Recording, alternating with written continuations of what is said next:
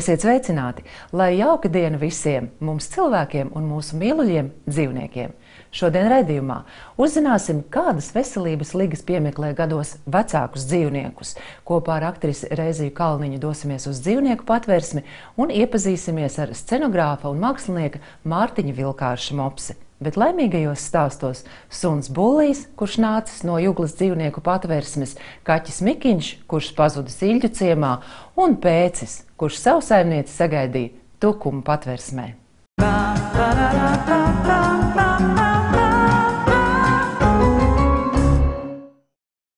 Uz jautājumu, kā dzīvnieki nonāk patversmēs, lielākoties ir 3 atbildes. Atrasts klaiņojam, piesiets pie patversmes durvīm vai saimnieki dodas darba meklējumos ārpus Latvijas robežām. Pēdējais iemesls tiek minēts ļoti bieži, jo dzīvnieku pārvešana uz citu valsti saistās ar izmaksām un ilgstošu karantīnas laiku. Jābūt veiktām visām vakcinācijām, jāsaņem ārzemju pase. Tātad tur ir gan angļu valodā, gan latviešu valodā aizpildāmas ailes un jāveic tests uz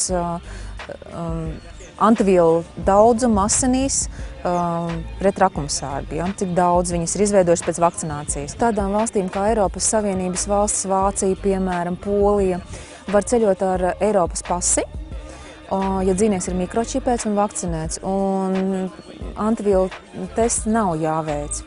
Antivielu tests pēc trakumsērgas vakcinācijas jāveic uz tādām valstīm kā Norvēģija, Zviedrija, Somija, Anglija, Īrija. Izceļot uz Angliju un Īriju, ir jānogaida 6 mēneši šeit Latvijā tam dzīvniekam. Un tad tikai viņš var doties vai nu kopā ar savu saimnieku, vai nu arī vienkārši ceļo viens pats lidmašīnā pie saimnieka. Un saimnieks to 6 mēnešus gaida. Ingus un Dace, franču buldogu saimnieki, arī gribēja pārcelties uz dzīvi citā valstī, tomēr savu lēmumu mainīja. Saskārāmies tādu problēmu, kad ir nepieciešami daudz birokrātiski dokumenti, visādi čipi jāiešuj. Specifiski tas ir uz Lielbritāniju. Teiksim, tas karantīnas laiks ir nežēlīgi ilgs, un īstenībā es par to nosaucu kā valsts politiku, kā noturēt savus iedzīvotājus valstīm. Tā kā droši vēl varam pagarināt, redzēt plānu, tikai dēļ tā arī mainījās, atbraucot, nevar sagaidīt pusgadu. Protams, vakcinācija, čipēšana un analīzes maksā naudu. Tomēr tieši šis garais karantīnas laiks ļoti bieži spiež savus dzīvniekus atstāt patversmē. Nevaram mēs arī to atvaļinājumu pieņemt un plānot veselu mūžību un atstāt to, kas jums ir ģimenes loceklis, jūs arī nevēlaties, gribat ņemt līdzi. Tāpēc es uzskatu, ka karantīna tieši būtu galvenais tas posms, kuru vajadzētu mazliet saīsināt. Nav jau noslēpums, teiksim, ka ir cilvēki, kas mēģina tomēr vai ne to karantīnas laiku nepagaidīt un tomēr ceļot ārā. Ja, un tad vispār mēs varam saskarties samērā tādu bēdīgu pasākumu, ka jums savs suns būs jāatstāj uz robežas kaut kādā patvērumā, un kur jūs vairs viņu nedabūsiet tik viegli atpakaļ.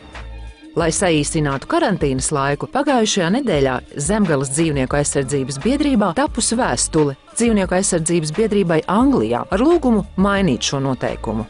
To laiku varētu samazināt pat līdz 3 mēneši. Bet es arī nesaprotu, kāpēc vispār vajadzētu kaut kādu to laiku. Ja? Ko tas dod, ja, piemēram, antivielu tests ir pietiekama augsts, tad viņš varētu braukt jau uzreiz praktiski. Ja viņš ir regulāri saņēmis tās nepieciešamās vakcīnas. Un manā skatījumā tad viņš droši arī varētu doties kaut vai nākamajā dienā, ja tas tests ir atbilstošs.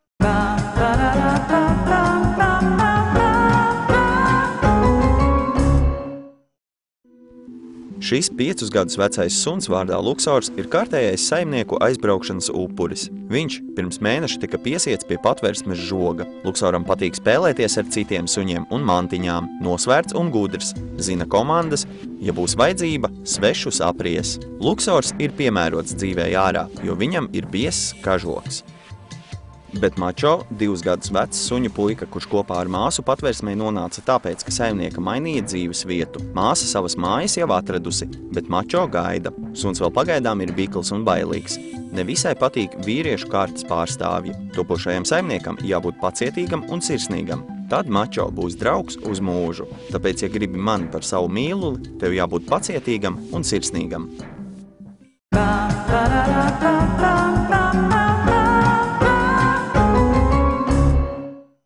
Par ko var liecināt tas, ka suns vairs lāgā negrib spēlēties, bet pastaigas laikā viņam kļūst zila mēle? Un kāpēc jūsu mīlulis vairs neēd to barību, ko ēdis ilgus gadus?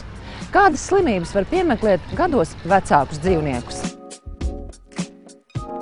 Sākot no locītavu sāpēm, kas ir ļoti izplatīta veciem dzīvniekiem, turpinot ar gremošanas problēmām, ka vairs nevar ēst to, ko ēda jaunībā, ka kauliņš, ko iedeva pagraust, pēkšņi vairs netika pārstrādāts, bet atvemts, un pēc tam vēl 2 dienas varbūt vēders sāpējis. Ja? Beidzot ar to, ka viņš vairs nedzird un neredz. Ja? Līdz ar to šīs problēmas skar absolūti jebkuru orgānu sistēmu. Kāju sāpes ir ļoti izplatīta parādība gados vecākiem dzīvniekiem. Suns vai arī kaķis nemaz nesūdzās, un mēs ļoti ilgi nesaprotam, ka viņam sāp kājas, vai pareizāk sakot, locītavu kustīgums, to amplitūdu un locītavu fizioloģiskā spēja sen vairs nav tāda kā jaunībā. Mēs domājam, ka viņš vienkārši vairs negrib spēlēties, jo ir palicis nopietnāks, vecāks. Viņš vairs neskrien tik tālu un ātri un tik daudz reižu pēc bumbiņas. Bieži vien no rīta vai arī vienkārši pēc gulēšanas, jebkurā diennakts laikā, viņš ceļas ar grūtībām, ceļas lēnāk. Redzam, ka tāds tā kā stīvāks pirmajā brīdī. Ilgāks laiks nepieciešams, lai iestaigātos un atkal gribētu skriet. Tad jādodas pie vetārsta un jākonsultējas par dažādu pārtikas piedevu lietošanu, kas var līdzēt pret locītavu nolietošanos un iekaisumu attīstību. Vēl viena problēma gados vecākiem dzīvniekiem ir sirds saslimšanas, kas saimniekam ir grūti pamanāmas. Bieži vien kādas sirdsdarbības traucējumi ir pamanāmi jau tikai pie ļoti ielaistām formām. Jau, kad parādās izteikta aizdus, klepus vai nedodies šķidrumu uzkrāšanās vēdera dobumā. Tieši pavasaris ir laiks, kad dažādu slimību simptomus var pamanīt. Arī sirds slimībām ir līdzīgas pazīmes. Dzīvnieks kļūst mazāk aktīvs, ātrāk nogurst, cieš no aizdusas, nedaudz trīc galva un mēle pastaigas laikā var kļūt zilgana. Kopējās tendences ir tādas, ka lielaugumu suņiem, protams, novecošanās sākas ātrāk. Un, bieži vien jau ap 6-7 gadi ir jāpievērš uzmanību tādām lietām, kurām, teiksim, kādam no mazajiem terjeriem, nebūtu jādomā. Kamēr suņu veselības problēmas ir vieglāk pamanāmas, ar kaķiem ir daudz sarežģītāk. Kaķu uzbūve ir tik īpatnēja, un to ir ievērojuši, es domāju, ļoti daudzi kaķu mīļotāji un turētāji, ka ārēji ir ļoti grūti noteikt kaķu vecumu. Bieži vien pat ļoti vecs kaķis, man praksē ir gadījies arī ļoti vecs, stipri pār 20 gadu, un viņam ir absolūti vesels un veselīgs kažociņš, visi zobi, un tie veselīgi, un ne mazākās muskuļu distrofijas pazīme vai kustību traucējumi vai apkāda apgrūtinājumi, absolūti nekādi. Tāpat laikā ir gadījušies pacienti kaķi, kuriem ir 3 gadi, un veselība faktiski sabrukusi. Vēl viena problēma, kas var skart gados vecākus dzīvniekus, ir dažādi gremošanas darbības traucējumi. Bieži vien saimnieks uzdod savu jautājumu, tik daudz gadus viņš ir ēdis tādu ēdienu, visu laiku ir bijis labi, un te pēkšņi es dodu to pašu un nav labi. Tā tad ir kāda slimība. Nevar taču tas būt no šīs kaut vai sausās barības, kur ir gadiem ēdis. Bet nē, varētu būt, jo viņš vienkārši šo barību vairs nespēja normāli sagremot. Vecumā, gluži tāpat kā cilvēkiem, dzīvniekiem pasliktinās redze un dzirde, bet rūpīgi sekojot līdzi dzīvnieku veselības stāvoklim, šīs problēmas var attālināt. Vismaz reizi gadā, dodoties uz ikgadējām potēm, lūdziet, lai vetārsts apskata jūsu mājdzīvnieku un vajadzības gadījumā veic padziļinātu izmeklēšanu.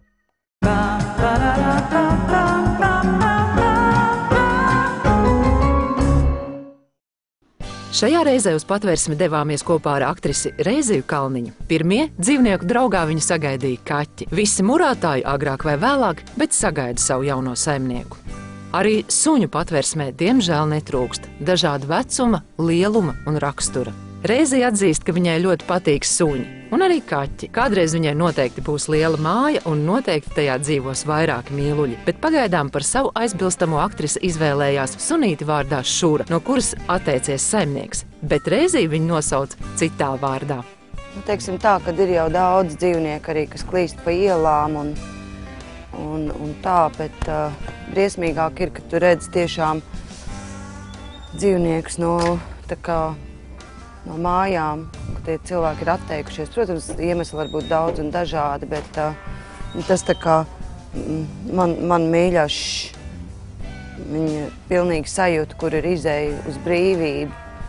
Un tas, kad pieeja arī pie tiem, gan pie kaķīšu būriem, gan pie suņa tā aploka, ja, kad vienkārši tu dzirdi, kā tie suņi, tieši tāpat kā mazi bērni bērnamā, saka, paņem mani. Vienkārši viņa ļoti aktīvi pievērš sev uzmanību, jo es jau ieraudzīju tā kā vienu citu sunīti, bet tā ārkārtīgā labestība, tas dzīves prieks un ar šādu te sunīti tu nevari būt nomākts vai sliktā garstāvoklī, jo tas ir ārkārtīgi liels dzīves prieks, ko uzreiz var no viņas just un zinkārību un interesi par dzīvi. Un es domāju, ka potenciālie saimnieki viņai varētu būt ģimene, kur ir bērni, vai arī kāds cilvēku bērns, pieaudzis vīrietis vai sieviete, kurš atrodas ilgstošā depresijā.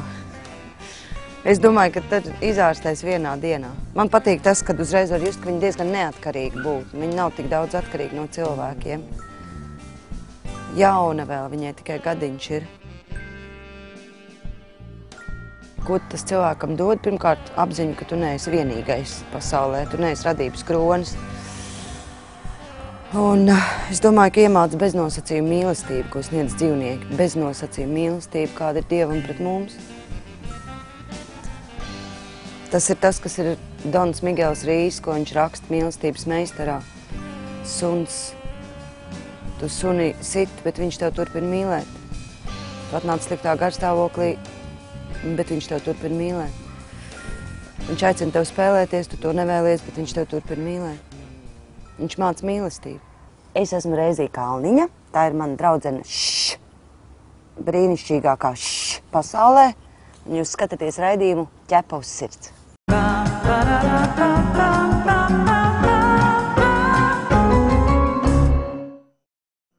Šīs mazās zivis vienlaikus dara divus darbus – baro sevi un cilvēkam veic ādas pīlingu. Tas ir noskrubina atmirušās ādas šūnas.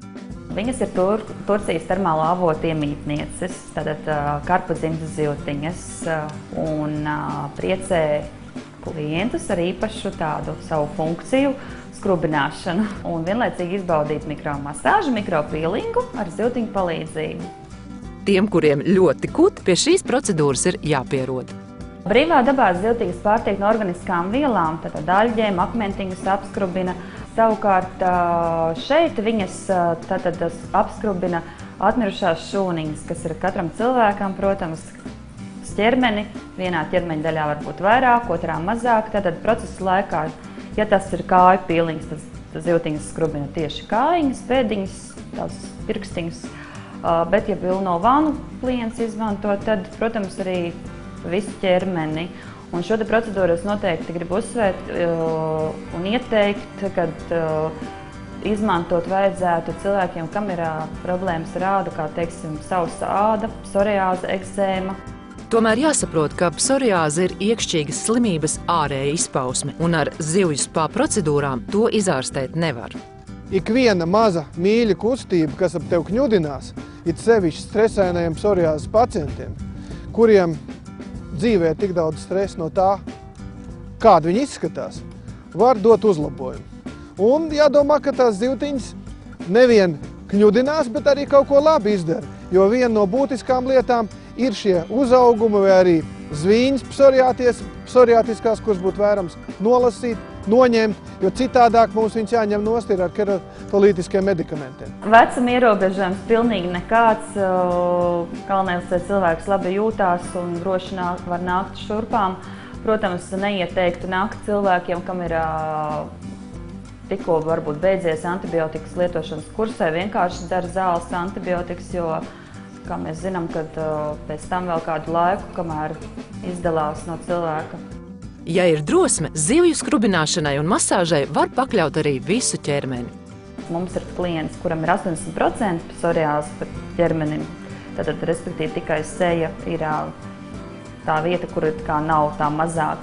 Tad varu teikt, ka klientam ir palīdzējusi šī procedūra pēc jau 6 reizēm, tā, ka viņš vairs nesmērē kremus, teiksim, kas viņam to ādiņu nomierina. Vienkārši ārējās izpausmes ir pazuduši, un, kā es teicu, ir būtiski šī labsajūta. Šis nomierinošais pasākums, gan bādēšanās, ja peldēšanās, gan arī zivs kņudināšanās un ādas attīrīšana, neapšaubām viņiem dod labsajūtas tādu uzliesmojumu un tālākās dzīves esības turpinājumu.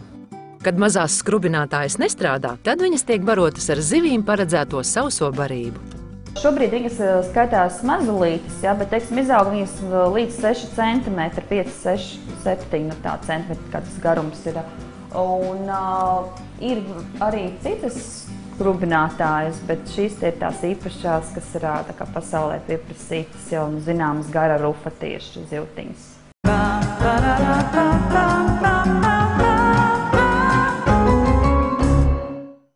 Šis jaukais takšu suņu puika, kuram ir pusgadiņš, pašlaik dzīvo Ogres patvērsmē. Taksītis tika atņemts cilvēkiem, kuri neprata par viņu pienācīgi rūpēties. Sunītis ir ļoti mīlīgs un viņam ļoti patīk sēdēt klēpī. Nākamajam saimniekam vai saimniecei suns būs jāradina pie pastaigām svaigā gaisā, jo līdz patvērsmei viņš dzīvojas tikai telpās.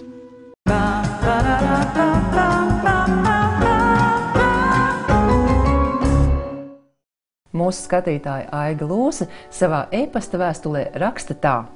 Šobrīd mūsu mājas jau ilgu laiku silda bokseris Bullīs, kurš pirms 8 gadiem tika paņemts no Juglas suņu patvērsmes. Vēl ir 2 kaķi. Mikiņu paņēmām no Iļģiciem ielas, bet pēcim māsa aizbrauca pakaļ uz Tukuma patvērsmi. Jūlijā būs gads, kopš mūsu mājas kustoņu bariņu ir papildinājis sesku puika Gošuā jeb Goša.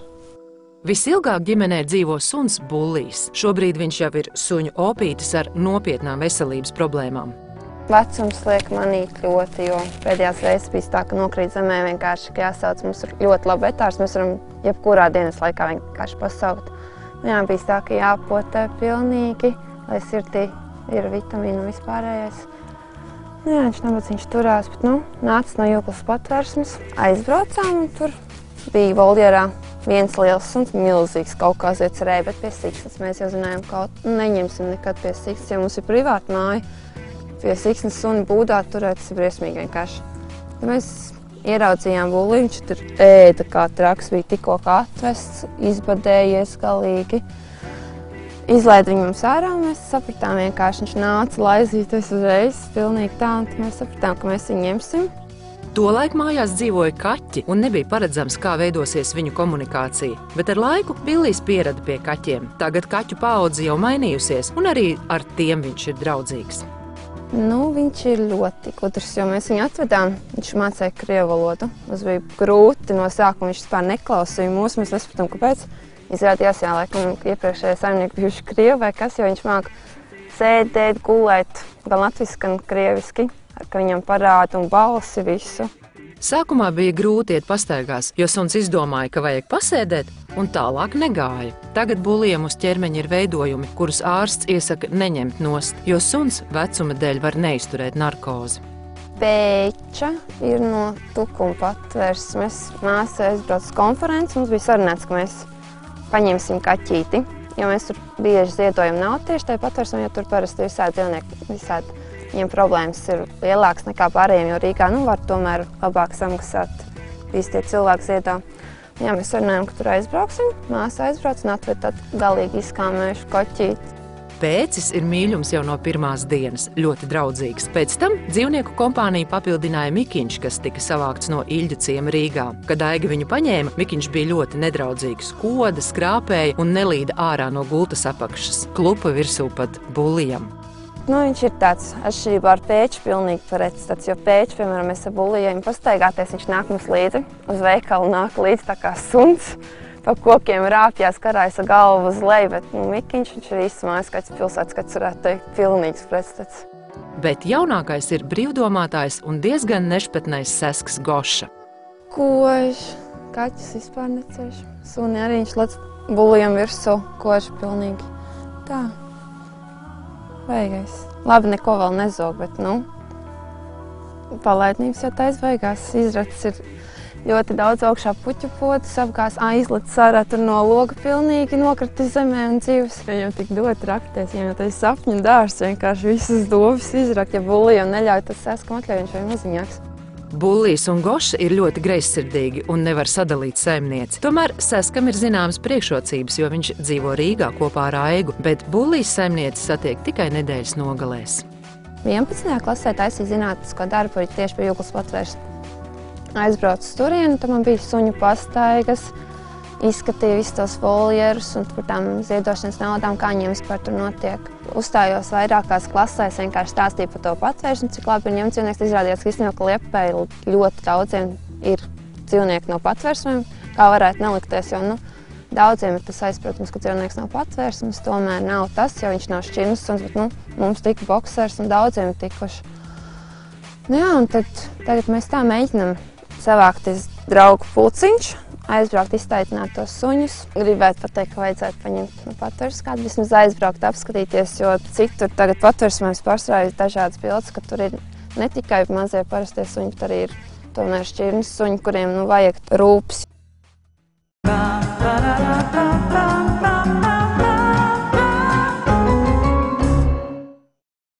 Viņa īstais vārds ir Alfrēds, un saimnieks domā, ka viņš ir līdzīgs slavenajam režisoram Alfrēdam Hičkokam. Vienkāršības labad scenogrāfs Mārtiņš Vilkārsis savu četrkājaino draugu sauc vienkārši par Fredi. Fredim vēl ir tikai 4 mēneši. Un 2 ļoti labiem paziņām ir mopsis. Dēls teātra direktoram Andrim Vītolam un Anna Henriksone ir slavenais mopsis Berimors. Un tas suns kaut kā likās tik atbilstoši tam, ja gribētos kādreiz vispār suni, tad mopsi, ja, un tad seja, ka viņš sarunājās, nevis kaut ko rei, bet, ka viņš tā runājās. Viņš ir absolūti draudzīgs ar visiem un visur, ja, bet, raksturs viņam ir, un personība arī viņš ir, tā kā, viņš ļoti ātri visu saprot, bet ir lietas, kuras viņš nedzird reizēm. Viņam nepatīk iet ārā no rīta, un tā ir tā, ka viņš apguļās, atais vienu acu un mēģina krākt un imitēt, ka viņš guļ. Ja? Un viņš ļoti skaidri zina, kas viņš sagaida. Fredis ir psihoterapeits un prieka lādiņš vienā personā, kas saimniekam sniedz neviltotu mīlestību. Es tiešām saku, viņš ir psihoterapeits vislabākais. Ja? Saka, viņš pienāk, uzliek to galviņu tev uz rokas vakarā. Pilnīgi mieru un laimes sajūta. Tā bija veca anekdote, ja, kad ieslēdziet sievieti un suni mašīnas bagažniekā un pēc 2 stundām atslēdziet, un tad redzēsiet, kurš būs priecīgāks. Ja. Tā kā viņam vienmēr ir prieks, tu atnāc mājās, un viņam vienmēr ir prieks par tevi. Lai arī Mārtiņš sunim devis vārdu par godu Hičkokam, kolēģi atrod citas līdzības. Arī teātrī, ja es Fredi aizies teātri, tad dreģi iesaucās, kungs, kā varbūt tik līdzīgs saimniekam, to visu saka. Ka viņam ir ļoti liela līdzība, un tā vēl viss saka, redz, cik viņš skaists ir. Ja saku, tas nozīmē, ka saimnieks arī izcils skaists, ja viņš man tik līdzīgs. Ja. Kā jau īstam scenogrāfa sunim pienākas, Fredis iepazīstas ar teātra mākslas aizkulisēm. Saimnieks gan nav īsti pārliecināts, vai Fredis nākotnē varētu dabūt arī kādu lomu, jo Fredim ir pašam savs un ļoti konkrēts domu gājiens. Viņš ir bijis jau ļoti daudzos teātros. Viņš bijis Valmieras teātrī un Dēls teātrī un Nacionālajā teātrī. Viņam ir tā, mēs arī ejam pa ceļu, viņš apsēžās un sēž. Mums viņi iet tāpēc lēnām, kad ir tik daudz jaunas informācijas apkārt, ja, un tas ir, protams, ja, kad kamēr viss tiek izpētīts, ja, un tagad jau ir tā, ka mēs tomēr citiem suņiem arī vēl aprunājamies reizēm no sākuma, jau viņš te muka no visu kāpu gabalu, bet tagad jau ir dažādas iepazīšanās arī, ja, un tad ir jau zināmais koks, pie kura ir jāstāv pusstundu. Vismaz jau, ne pusstundu, bet tur ir jāpavada arī ilgs laiks. Ņemot vērā Freda vecumu, viņš kopā ar saimnieku izzina dzīvi un dara to ļoti centīgi. Viņš ir apģērīgs ārkārtīgi. Tiešām uz tādu, teiksim, uz trenēšanu un uz kaut kādām dresūrām viņam pielicis.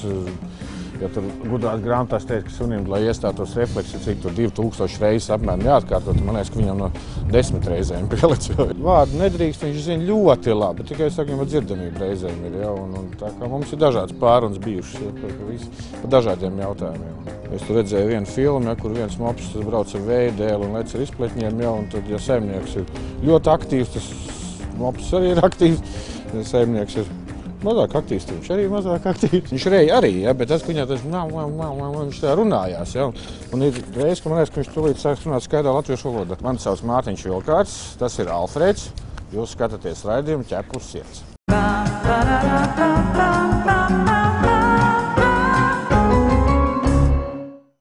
Ķepa uz sirds līdz nākamajai reizei, kad iepazīsimies ar mūzikas izdevēju un ārsta Arvīda Mūrnieka mīluļiem – suni un kaķi. Vēl būs stāsts par to, ka kolī gana aitas. Vai atceraties, kā filmā par Sivēnu, kur mazulis sarunājās ar aitām? Iespējams, ka kolījiem tas sanāk tikpat labi.